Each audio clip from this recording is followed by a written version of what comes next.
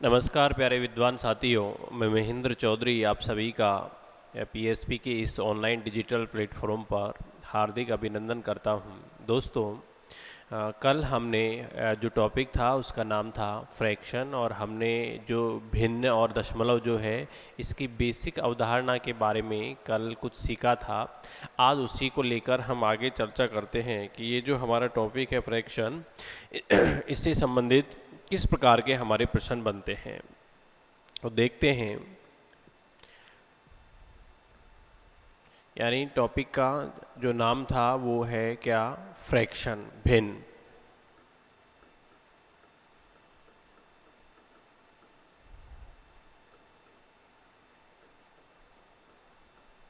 अब देखो, ये जो भिन्न है इससे हमारी प्रतियोगी परीक्षाओं में किस तरीके से प्रश्न पूछे जाते हैं। कल हमने भिन्न की बेसिक अवधारणा के बारे में चर्चाएं की थी, क्लियर है। अब जैसे मान लीजिए हमको इस तरीके से दे रखा हो, 1/2, 1/5, 1/6, 1/3 और 1/4, क्लियर है। इस तरीके से मान लीजिए हमको मान दे रखे हो और अपन से पूछेगा कि बताइए इनमें सबसे बड़ी भिन्न कौन सी है। यानी दी गई भिन्नों में हमको बताना है क्या, सबसे बड़ी भिन्न कौन सी है, क्लियर। या हमसे ये पूछेगा कि दी गई भिन्नों में सबसे छोटी भिन्न कौन सी है। यानी क्या पूछेगा, सबसे छोटी भिन्न कौन सी है। या अपन से ये पूछेगा कि दी गई भिन्नों को कौन से क्रम में लिखिए, आरोही क्रम में लिखिए, ठीक। या हमसे ये पूछेगा कि ये जो भिन्न दे रखी है इनको अवरोही क्रम में लिखिए। तो इस तरीके से अपन को प्रश्न पूछेगा। या हमसे ये पूछ सकता है कि सबसे बड़ी व सबसे छोटी भिन्न का गुणनफल क्या है, या सबसे बड़ी व सबसे छोटी भिन्न का योगफल क्या है, या उनका अंतर क्या है। कैसे भी हमसे पूछ सकता है। या हमसे ये भी पूछ सकता है कि बीच वाली भिन्न कौन सी है, क्लियर है। तो ऐसी अवस्था में हम कैसे पता करें कि ये जो भिन्न दे रखी है इनमें सबसे बड़ी कौन सी है और सबसे छोटी कौन सी है। अब देखो यहाँ पर हमारा जो प्रॉपर तरीका होता है वो होता है, या तो हम इन सभी मानों के क्या ले, एलसीएम ले से ले और सभी को गुणा कर दे। तो क्योंकि समान संख्या से गुणा करने पर कोई प्रभाव नहीं पड़ता है, क्लियर है। बाकी बटे का मान हट जाएगा तो उससे हल कर सकते हैं। अगर हम ले से लेकर हल करेंगे तो एलसीएम लेके हल करेंगे तो ये कैलकुलेशन हमारी बढ़ जाएगी, इसलिए हम एलसीएम नहीं लेंगे। तो दूसरा तरीका कौन सा है, तो दूसरा जो है वो है हमारी भाग विधि। तो देखते हैं, अपन भाग देते हैं। तो देखो 2 का भाग 1 में जा रहा है क्या, यानी 2 का हम भाग देंगे किस में, 1 में। गया क्या, नहीं गया। तो हमने यहाँ क्या किया, दशमलव लगाया और यहाँ 0 लगाया। तो 2 का भाग देंगे 1 में, यानी दशमलव और 5, तो यानी 2, 5, 10। यहाँ कुछ भी नहीं बचा है, क्लियर। तो हम 0.5 कह सकते हैं, या 2 अंक तक कम से कम हमें मान रखने हैं। तो 0.5 कह दो या 0.50 कह दो, बात एक ही है। ऐसे देखो 5 का भाग देंगे हम किस में, 1 में नहीं जा रहा है, दशमलव लगाया, यहाँ 0 हो जाएगी, यानी 10 हो गए। 10 को डिवाइड करेंगे 5 से, तो 5 दूनी 10, यानी 2 बार गया पूरा पूरा, इसलिए इसको हम 0.20 कह देते हैं, क्लियर। यानी 2 अंक तक इसलिए ले रहे हैं ताकि हमें पता रहे आगे भी 2 अंक तक किसी में आए तो कौन सा मान बड़ा है और कौन सा छोटा है। फिर इसके बाद में देखो 6 का भाग देंगे, 1 में नहीं जा रहा है, दशमलव लगाया, एक 0 लगाया, 10 हो गए। 10 में हम 6 का भाग देंगे तो एक बार जाएगा, शेषफल 4 बचेगा, क्लियर। फिर 0 उतारेंगे तो 40 हो गए। 40 में 6 का भाग देंगे तो 6 6 36, तो 0.16, क्लियर। ऐसे ही 3 का भाग देंगे 10 में, तो यानी 3 तिये 9, फिर 1 बचा, दशमलव लगा दिया, इसलिए फिर वापस 0 उतार सकते हैं, तो 3 तिये 9, क्लियर है।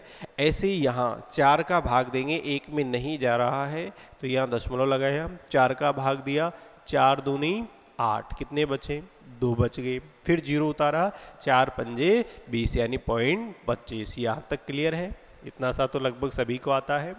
अब देखो थोड़ी देर के लिए हम ये जो नीचे वाले मान है इन सभी को भूल जाएंगे, सिर्फ ऊपर वाले मान देखने हैं। इसमें भी भले ही आप दशमलव को छोड़ दीजिए।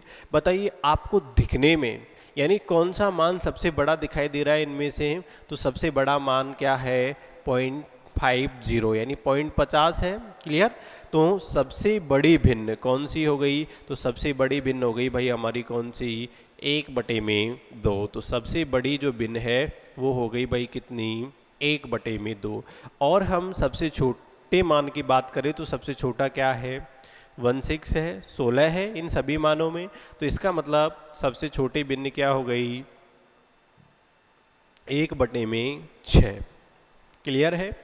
हमसे कहेगा कि भिन्नों को आरोही क्रम में लिखिए या अवरोही क्रम में लिखिए, यानी असेंडिंग ऑर्डर या डिसेंडिंग ऑर्डर। तो देखो हम कैसे लिखेंगे। आरोही का मतलब होता है बढ़ते हुए क्रम में, यानी सबसे छोटी, फिर उससे बड़ी, फिर उससे बड़ी, फिर उससे बड़ी। तो बताओ सबसे छोटा मान क्या है?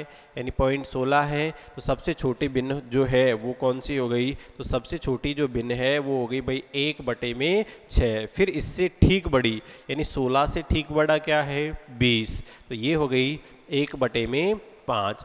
फिर इससे ठीक बड़ी कौन सी हो जाएगी? यानी इससे ठीक बड़ी है 25। तो 1/4। फिर इससे ठीक बड़ा मान कौन सा हो जाएगा? तो इससे ठीक बड़ा जो है वो ये हो जाएगा, यानी 1/3। फिर इससे ठीक बड़ा कौन सा होगा? 1/2। क्लियर? तो हमने भिन्नों को क्या लिखा? आरोही क्रम में लिखा। मान लीजिए हमसे पूछे कि भिन्नों को किस में लिखी? अवरोही क्रम में लिखिए। तो हम क्या कर देंगे? इसका उल्टा कर देंगे। क्लियर है? यहाँ तक बात सभी को समझ में आई? अब देखो यहाँ पर संख्या, ये हमारा बिल्कुल बेसिक तरीका है। यहाँ पर संख्याएं जो है बटे में वो एक एक अंक के रूप में है, इसलिए हमें इनका जो है वो भाग देना आता है। मान लीजिए यहाँ ऐसे होता 37/47। फिर ऐसी अवस्था में हो सकता है कि आपको 47 का पहाड़ा नहीं आता होगा। तो फिर हम क्या करेंगे? अगर हम यहाँ ऐसी अवस्था में बेसिक तरीके से हल करेंगे तो फिर हमारा समय ज़्यादा लगेगा। तो इस प्रकार के प्रश्नों को हल करने के लिए हम क्या करेंगे? तो आपको ये जो भाग विधि है इससे भी नहीं करना है। क्लियर? अगर ऐसी अवस्था आए तो हम कैसे हल करेंगे तो देखते हैं। तो देखो भिन्न में दो ही चीज़ होती है भाई, एक तो होता है क्या? अंश, और यानी एक होता है भिन्न में अंश, और नीचे वाला जो मान है वो होता है क्या? हर। क्लियर है बात यहाँ तक? अब देखो यहाँ पर अगर हम इनको देखें तो हमें क्या समान दिखाई दे रहा है क्या? बिल्कुल समान दिखाई दे रहा है। देखो अंश ये वाले भिन्न का भी एक है, यहाँ भी एक है, यहाँ भी एक है, यहाँ भी एक है, और यहाँ भी एक है। यानी सभी का अंश क्या है? समान है, और हर क्या है? अलग अलग है। तो हमेशा ध्यान रखना, जब सभी का अंश समान हो और हर क्या हो? अलग अलग हो, तो ऐसी अवस्था में जो मान जैसा दिखाई देता है ठीक उसका क्या होता है? विपरीत होता है या उल्टा होता है। कैसे? यानी जो मान सबसे बड़ा दिखाई देगा वो वास्तव में क्या होगा? सबसे छोटा होगा, और जो मान सबसे छोटा दिखाई देगा दिखने में वो वास्तव में क्या होगा? सबसे बड़ा होगा। तो देखते हैं। देखो यहाँ दिखने में सबसे बड़ा कौन सा दिखाई दे रहा है? 1/6। भाई 6 अंक इसी में है, नीचे ऊपर कहीं भी हो। क्लियर है? तो यानी दिखने में सबसे बड़ा ये है, लेकिन वास्तव में क्या है? ये सबसे छोटा है। और दिखने में सबसे छोटा हमें दिखाई दे रहा है क्या?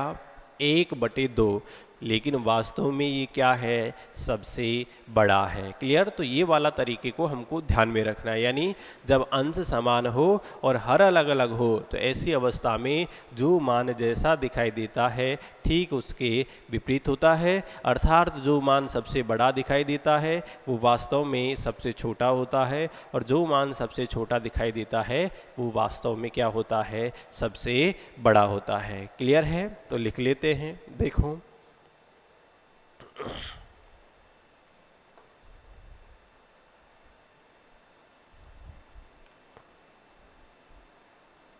जब भिन्नों का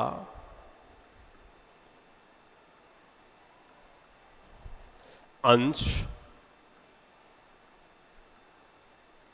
समान हो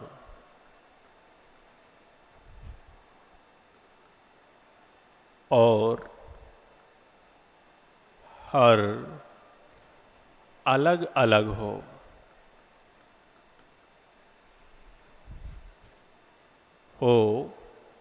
तो ऐसी अवस्था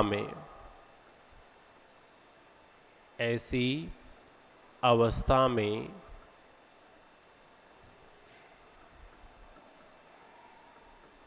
जो मान जैसा दिखाई देता है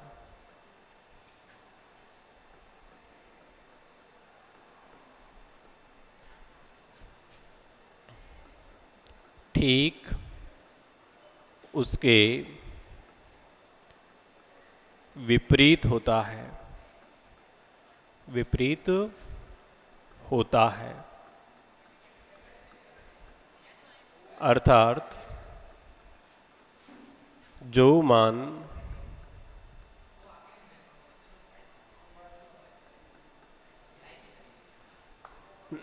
सबसे बड़ा दिखाई देता है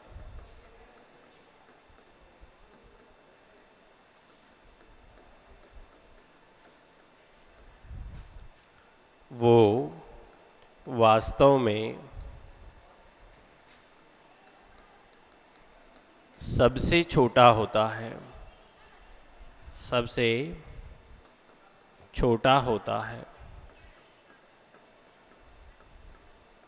और जो मान सबसे छोटा दिखाई देता है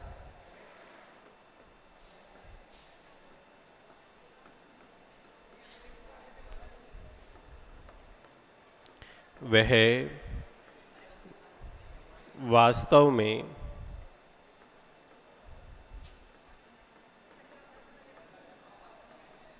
सबसे बड़ा होता है। क्लियर? यानी यहाँ तक समझ में आ गया होगा कि जो मान सबसे छोटा दिखाई देगा वो तो क्या होगा, वास्तव में सबसे बड़ा होगा, और जो सबसे बड़ा दिखाई देगा वो वास्तव में सबसे छोटा होगा। क्लियर? कब? जब भिन्नों का क्या समान हो, अंश समान हो। क्लियर? जैसे हम एक एग्जाम्पल और देखते हैं। मान लीजिए कि यहाँ पर हमको मान दे रखे हैं 13/15, 13/17, 13/21 और 13/37, और यहाँ पर 13/25। क्लियर है? अब मान लीजिए कि यहाँ हमसे पूछे कि बताइए कि सबसे बड़ी भिन्न कौन सी है। क्लियर? यानी हमसे पूछें कि सबसे बड़ी भिन्न कौन सी है, या हमसे पूछें कि सबसे छोटी भिन्न कौन सी है, या हमसे पूछे भिन्नों को आरोही क्रम में लिखिए, या हमसे पूछे कि मध्य वाली भिन्न कौन सी है। क्लियर? तो यहाँ पर हम देखो ये देखेंगे कि यहाँ पर भिन्न में क्या समान है, सभी में अंश। यहाँ भी 13 है, यहाँ भी, यहाँ भी, यहाँ भी, यानी सभी का अंश समान है और हर क्या है, अलग अलग है। तो मैंने आपको अभी बताया कि जब भिन्नों का अंश समान हो और हर क्या हो, अलग अलग हो, तो ऐसी अवस्था में जो मान जैसा दिखाई देगा ठीक उसके क्या होगा, विपरीत होगा। तो यानी यहाँ पर दिखने में सबसे बड़ा कौन सा दिखाई दे रहा है, 13/37, क्योंकि इन जितने भी मान है उनमें सबसे बड़ा क्या है, 37। तो ये वास्तव में क्या होगा, सबसे छोटा होगा। यानी यहाँ सबसे जो छोटी भिन्न है वो हो जाएगी कितनी, 13/37। मान लीजिए सबसे बड़ी भिन्न पूछे तो यानी जो दिखाई दे रहा है उसका उल्टा। तो बताओ इनमें सबसे छोटा मान दिखने में कौन सा दिख रहा है, तो यानी ये 13/15। सबसे छोटा मान कौन सा दिखाई दे रहा है, 13/15। क्लियर? तो ये जो है ये वास्तव में क्या होगा, सबसे बड़ा होगा। अगर हमसे कहे कि आरोही क्रम में लिखिए तो आरोही में कैसे लिखेंगे, यानी बड़े सबसे छोटा, फिर उससे बड़ा, फिर उससे बड़ा। तो बताओ सबसे छोटा कौन सा है जो दिखने में सबसे बड़ा दिखाई देगा, यानी 13/37। फिर इसके बाद में 13/37 के बाद में क्या हो जाएगा, ठीक इससे बड़ा होगा 13/25। फिर इससे ठीक बड़ा कौन सा हो जाएगा, 13/21। फिर इससे ठीक बड़ा कौन सा होगा, 13/17। और फिर इससे ठीक बड़ा कौन सा हो जाएगा, 13/15। क्लियर है? तो यहाँ तक सभी को समझ में आ गया। मान लो अपन से मध्य वाले पूछे तो भाई 2 इस तरफ 2 इस तरफ, तो बताऊं बीच वाली जो भिन्न है वो कौन सी होगी, 13/21। अगर हमसे मध्य वाले भिन्न पूछेगा तो हमारा आंसर क्या होगा, 13/21। तो आशा और उम्मीद करता हूँ कि आप सभी को फ्रैक्शन की टाइप फर्स्ट अच्छे से समझ में आ गई होगी। तो आज मैं आपसे विदा लेता हूँ, कल फिर मिलेंगे। धन्यवाद। अगर